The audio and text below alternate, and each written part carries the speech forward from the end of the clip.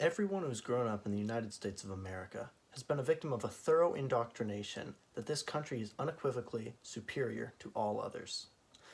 This superiority manifests itself in many categories, some only being defined as good things for the sake of driving the narrative of being number one. The most notable of these dogmatic truths we hold to be self-evident is the notion of the American dream. This end goal of hard-earned, well-deserved success is drilled into the heads of every person in and out of America who will listen. The American dream is the Yankees' terminology for the last bastion of confidence in his ability to put forward hard work and in exchange cash out on inevitable success. But due to a defunct economic system, the American dream is dead, killed by the very thing that was said to enable it: capitalism. Any attack on capitalism made in the West is usually met with ridicule due to the assumed favoring of socialism.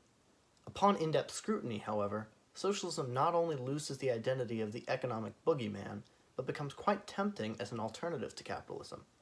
This scrutiny is suppressed by the rich individuals at the head of government and economy, however, who are the main beneficiaries of capitalism and exploitation of the lower classes. It is necessary to accept and promote socialism as an economic system for anyone but an upper-class individual if they want to see success in today's society. It clearly has merits when compared to capitalism, as it is not the system which suppresses the lower classes and continually deepens the pockets of the rich. Upward mobility is nigh impossible for many developed capitalist countries. While it is not essential to enable people to be billionaires, it is essential to allow the impoverished to improve their situation. Tom Jacobs of Pacific Standard magazine writes, "Your circumstances at birth, specifically what your parents do for a living, are an even bigger factor in how far you get in life than we had previously realized." This debunks the myth of the American dream where we work hard and get good results in return. Far worse than this is the effect of capitalism on the lower class in other countries. Regardless of what a poor nation does to change its internal economic system, it is forced to participate in a global capitalist market in order to support and fund itself. This leads to terrible living conditions as poor citizens are forced to work the only available jobs, which are poorly regulated and offer low wages due to a desperate attempt by everyone involved to see financial success. The financial struggle which ensues in these nations causes immense wealth to go to the societal elite while everyone else suffers. This is similar to the early American system of slavery or the imperialist situations found in Africa during colonialism. Even if these people were to change their own economic system, it wouldn't do them any good because they are already participating in a global economy. And if they were to leave this economy, their own nation would have no way to fund itself and everyone would suffer as a result. This is why capitalism could be considered inherently evil. It thrives off of the economic suffering of others. It seems improbable that everyone at the head of a nation would be content with the suffering of the less fortunate.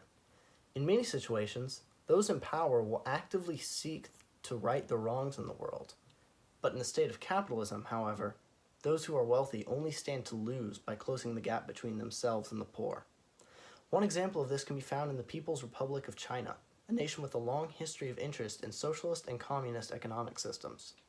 According to statistics reported by the World Inequality Database, the wealthiest 10% of the population has 10 times the wealth of the bottom 50%. This means that while being only 1/5 the population, they still have 10 times the buying power. This equates to each upper-class individual having approximately 50 times the wealth of a lower-class individual. This is a gross disparity and has no place in a modern society, especially one considered a first-world country. This just goes to show how participation in a global capitalist scheme causes immense damage to the lower classes. However, despite the correlation between the damaging effects on the lower class by an attempt at a socialist scheme, it is possible to escape the economic disparity which comes with participation in a global capitalist system. What I consider to be the ideal form of socialism is a community without a strong central government.